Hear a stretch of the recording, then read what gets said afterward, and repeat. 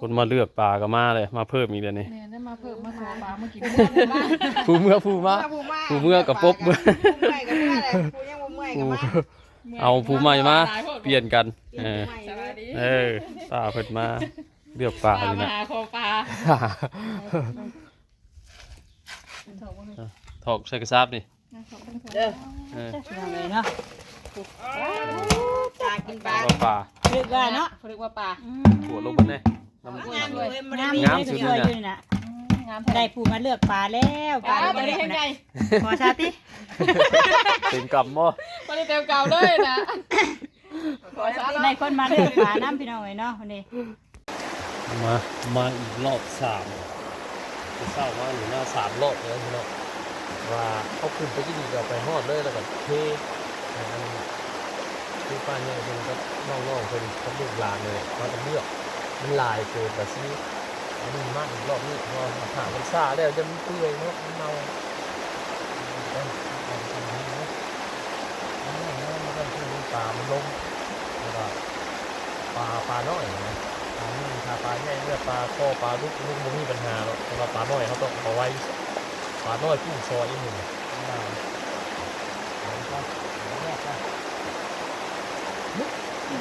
โอ้หน้าลึกเลยลึกโต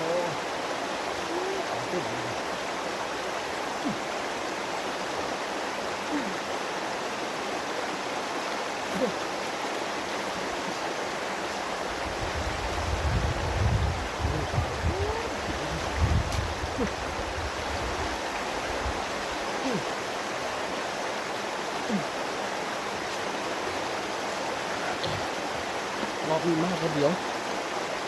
ป้าใหญ่คนเดียวป้าใหญ่คนเดียวมีเพื่อนเลือก3-4 คนเนี่ยหลายมันมีรอบนี้ผมหมักออกมาไว้เลยมันเน่าซีล้างลง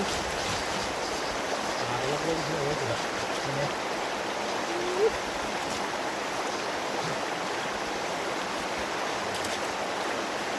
ลงเลย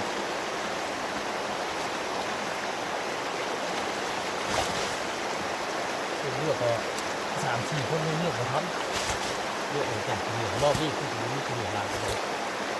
รอบเขาเรียกนะเหนือลายหาเข้าป้าไม่เห็นเลยเหนือลายจะเล่นเลือกท่าเอาไว้คือเหนือลายหอบมือถือลายจะนั้น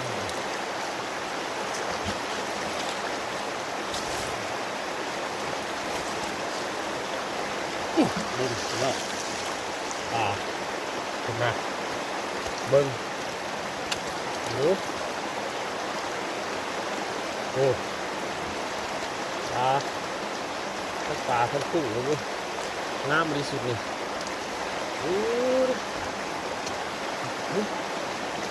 ตอนนี้เป็นพวกเลยงามขนาดเอามาหยามไว้มันก็ได้ปลางามเลยเอามาสร้างมันก็ตายปลาหม่องใช่ปะมวนปะผักปะโอ้โหงามปลาสักคนเลือดอยู่หัน4 คนยังเกิดสุขภาพเลยโอ้มาสเก็ตมันเนาะ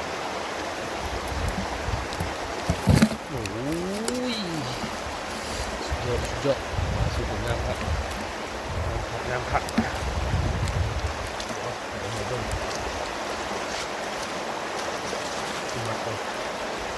มาเดี๋ยวปวดเมื่อเลยยามอีกคนนึงเมื่อเลยก็เอาเมื่อให้เพิ่นเมื่อเท่ว่าอย่างลงมาเลยนะมันถึงนั่งเรื่องที่มันอยู่ที่ห่มเนาะมันเรื่องไม่กระเด็กเนาะห่อนมัดกับมัดเลยลง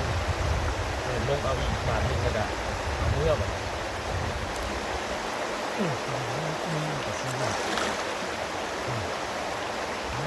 จังงามอีกเลยเบิ่งเนี่ยเนาะใส่ปวดบ่มาสุดนี่นั่นบ่ได้มีเลยขี้เหงื่อนี่สุดนี่ เนี่ยก็บลายเล็กหน่อยเนาะนี่ปลาคอตรงนี้ปลาคอก็ได้หลายอุ้ยหยุดบ่ต้องเพิ่นพวกนี้ปลาคอนะพี่น้องหยุดโอ้ยถมไว้เอาปลาน้อยถมไว้เครียดแท้เลย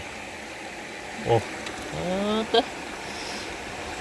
ชุดยอดรุ่นนี้นะชุดนี้มันงามเพราะว่าลงมาเอาไว้เนี่ยปลาซิวหรือย่อคือแต่ละเทือเดี๋ยวชิย่ออีกบาทนึงแล้วจังสีเอาขึ้นไปให้เพื่อนเลือกเอาขึ้นไปชงนะขึ้นไปแล้วก็ลงมาเลยนี่นะเอาขึ้นไปฮอดแล้วก็เอาลงมาเลยอย่ามันเน่าอย่ามันเปื่อยพี่น้องเอ้ยมาเด้อพี่น้องเด้อมาเอาเด้อพยากมกเด้อผักเลยผักจะประมาณ20 นาทีนี่สิลงเอาอีกเนาะลงเอาแล้วนี่เดี๋ยวจะเอามาส่งก่อนเอามาส่งเลยมาเอาอีกเนาะเอาส่งนี่ตามลงเอาที่ว่าเป็นโครงตามครับเอาที่ทับเลยนี่เลย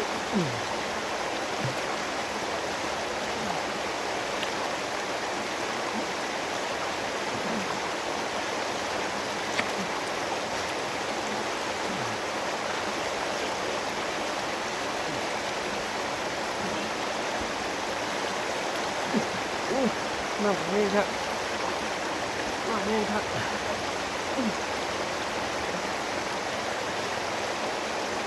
ปักเช้านาทีต้องเอาเยอะก่อนเราหอมลงปลาเป็นคูมากเลยลงข้ามไปแล้วข้ามมันเน่าปลาเป็นนอกนี่หน่อยฮะยอดไม่ปลาเลยลงทับเลย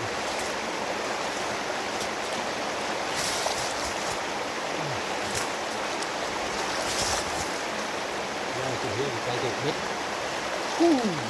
เนาะโอ้ยหัวเนาะนี่ปลารถได้หนึ่งโอ้โหก็ได้อยู่ด้วย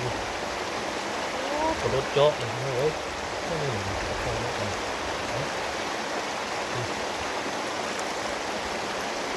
โอ้โหครับโอ้ยมีหัวโอ้ยเยอะดีปลาโคกับล้างถึกเนาะเว้ยปลาโคกับโยกได้ติดชิปเลยโยกเป็นแบบนี้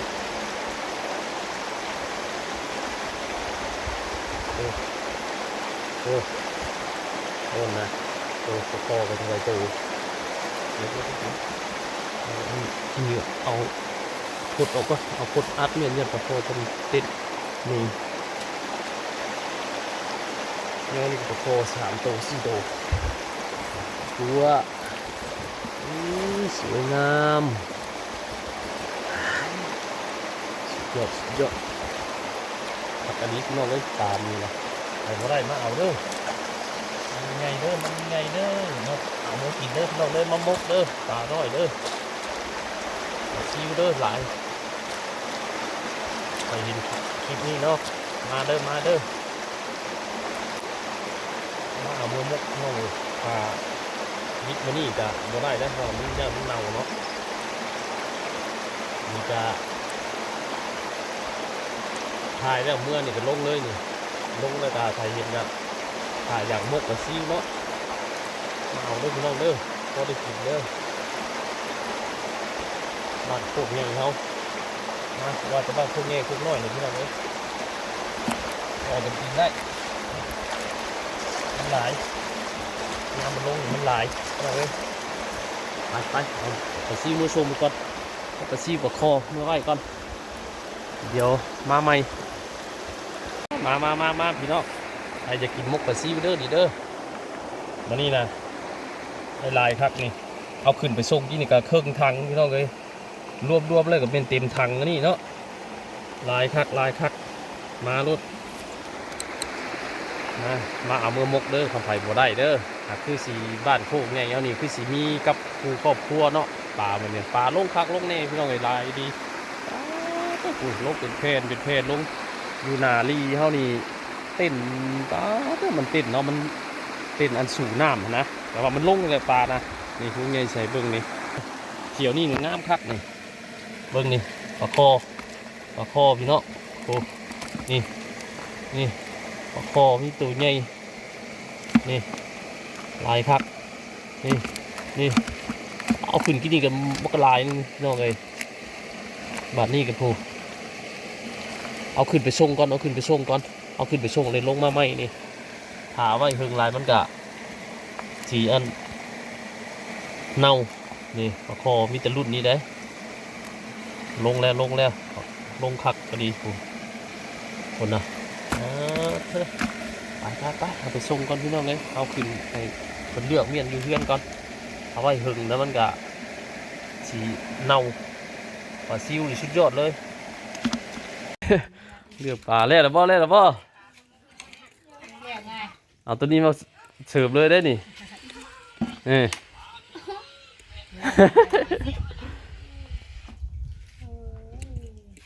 เลือกแล้วก็ต่อเลยเดี๋ยวลงไปเอาอีกประกบมาก่อนโอ้ได้ชุดนี้ใครเนี่ยมันบริมีขี้ดินไปเลยมันบริมีขี้เหงื่อไปเลยขี้เหงื่อกับบลายประคอก่อน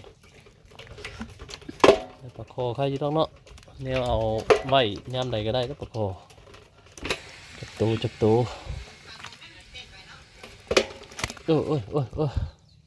โอ้กินเลยปลาคอกินปลาซิว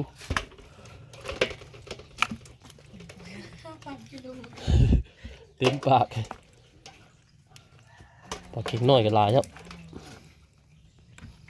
นั่นนะ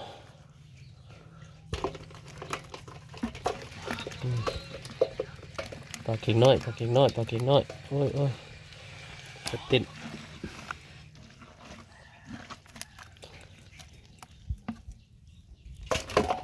ปลาขาวกับท่านได้ออกเลยนี่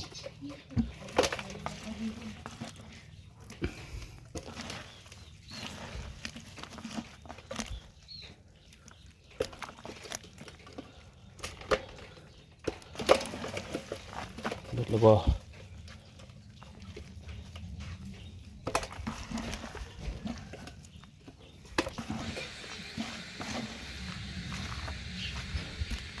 เนี่ยเบิดพอดีนี่ปลาคอก็ได้ประมาณนี้เนี่ยน้ำขึ้นมาเจ้าน้ำบุญโยกพี่น้องเอ้ยน้ำยังขึ้นอยู่มาหอดพันนาลายกว่าสุดก้อนนี้นี่นะก้อนนี้บกเลยขึ้นมาหอดที่แต่ว่ากันน้อยกว่าสุดก้อนนั่นอีกมีหลายสุดอยู่ล่าสุดนี่หน่อยกว่านี้แต่ว่าก้อนหนานั่นเกิดลายกว่านี้อีกถ่วมฮอดปลาเข่าแถวนี้กลางคืนมาหาอันซักเอาปลาพวกปลาดุกปลาอย่างนี้แถวนี้นะน้ำขึ้นอย่างนี้นะเขาได้อยู่ชุดก้อนนี้เอาแยงมาไว้นี่แหละชุดนี้นะมันน้ำมันเกินมันออกไปทั่วที่ทั่วแดนมันก็เลยบ่ได้เอาแยงมาใส่แต่เอาน้ำดีอย่างเดียวมานี่ตัวนี้เป็นเที่ยวที่4เที่ยวที่5เลยเที่ยวมาเอาอยู่เลยถ้าเอาซ่ามันก็สิเน่าปลาน้อยปลาเปื่อยเนาะกับปลาคอก็สิบ่มีปัญหาพวกปลาน้อยนั่นแหละเอาเมื่อไว้เห็ดปลาเด็กเบงมูเบงพวกกินได้หลายพี่น้องเอ้ยมานี่นะหลายพัก4เที่ยว5เที่ยวนี่แหละมารอบนี้เป็นรอบที่5มาหาเห็ดได้เพิ่งเนี่ยเสียผ่าลุงเกียดรอบเดียวมันไม่เกียดเลยมันเบิดนี่ขึ้นไปหอดแล้วก็เอาปลาไว้แล้วก็ลงมาเลยขึ้นไปหอดเอาปลาไว้ลงมาเลยเนาะเสียผ่าลุงเกียดตลอดนะปลาไม่ต้องรัดลงเหมือนมาต้อง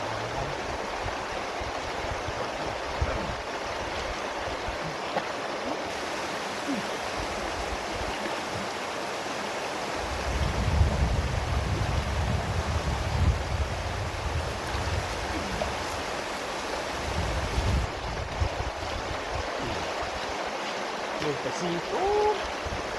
บีบเลยโอเคแม่มากนี่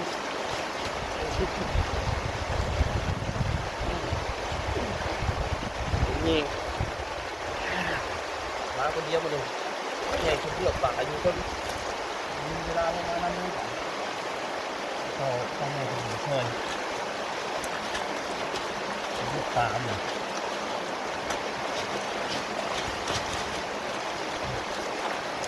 เรียกฝาก4 คนหลานมาเรียกช่วย2 คน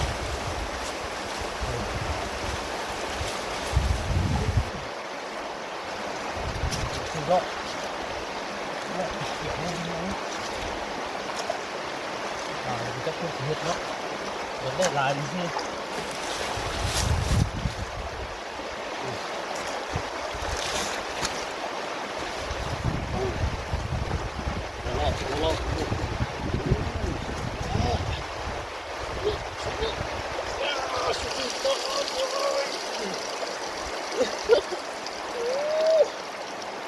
ปลาเด้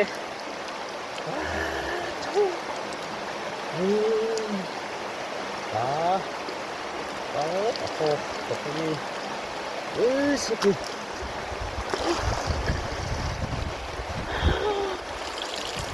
เลยงาม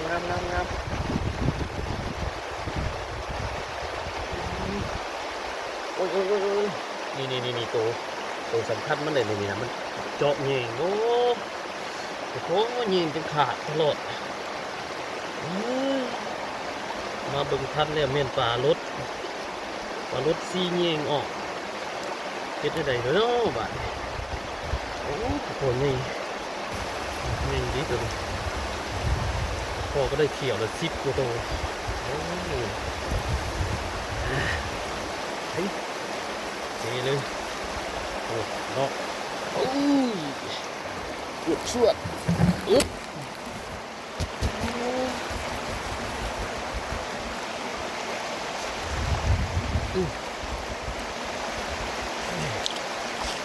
เดี๋ยวก่อนถึงจะยอดอีกเช่นหนึ่งนะแป๊บเดียวเลยแป๊บเดียวมันลงเลยแป๊บเดียวนี่สองยอดปลา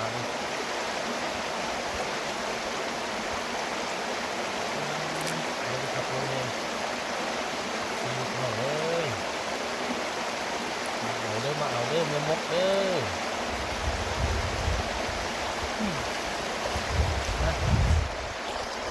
เอาพักอีกประมาณ20 นาทีเดี๋ยวมาเอาอีกเอาขึ้นเชือกลางทางเลยเตะละเลาะพี่น้องมึงเนี่ยเอาขึ้นมารอบกินนี่นะชุดนี้ยังหลายครับปลาโคใหญ่เด้อนี่เมื่อเป็นบึงนี่ปลาโคได้หลายตัวตึนี่โอ้มันจะดุดใหญ่ๆเด้อกว่ากันเอามุดลงก่อน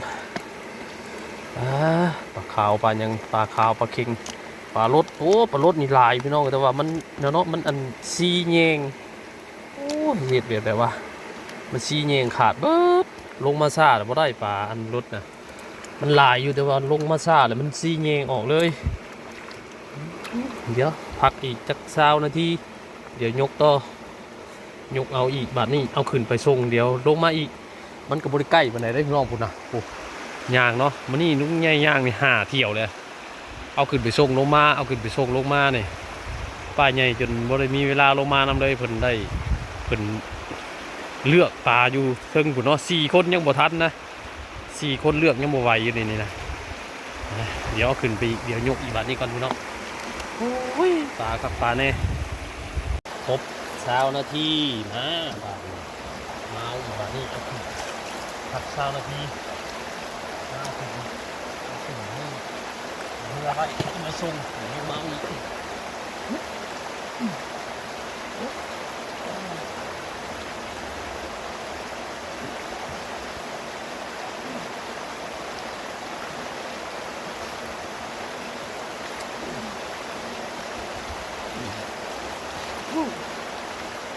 มันไหลออกมา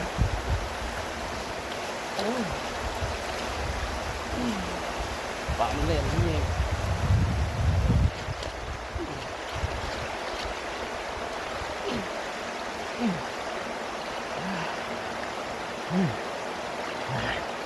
ปวดน้ำปลาพี่น้องเลยปวดน้ำปลาดูของเนี่ยบัดมือเลยเหมือน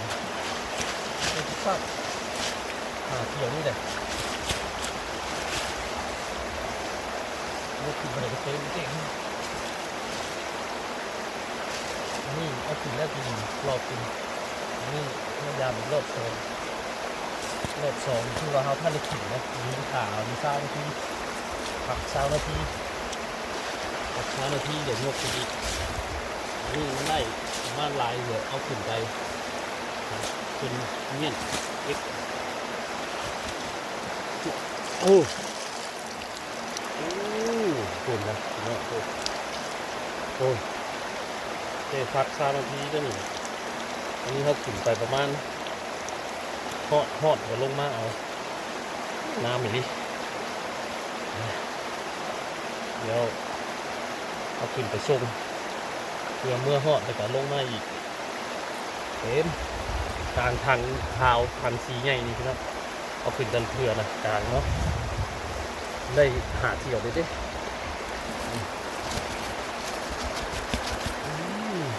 งามป่าโอ้สองวันนะพี่น้องเมื่อให้คุณเฮ็ดประเดกกินดีแล้วบ่ไหวได้กินยอมพวกขาวแล้วกินโอ้ป่ารถมันหมดเลยมันหมดเนาะรถมือต่อรถก็เป็นจำนวนเขาสนับเดี๋ยวเลยมัดสิ่งนะเอาไปไหม้กันเลยมันอยู่นั่นนี่นี่ตอนมันมีหูมันขาดได้แล้วนะมัดงับพอดีรถซีไปเลยย่อขึ้นเลยออกรถ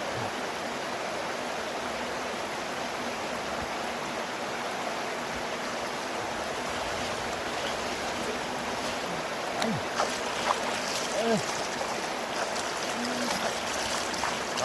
ขึ้นไปส่งบัดนี่ลงมาใหม่พี่เนาะขึ้นไปส่งก่อนเบิ่งแต่ละรอบพี่เนาะนี่นะลายไหนนี่มันนี่หน่อยนี่พี่เนี่ยโอ้งามเลยพี่น้องเอ้ยเบิ่งนี่แต่ละรอบได้นี่นะนี่ปลาคอกะโธ่คุณนะ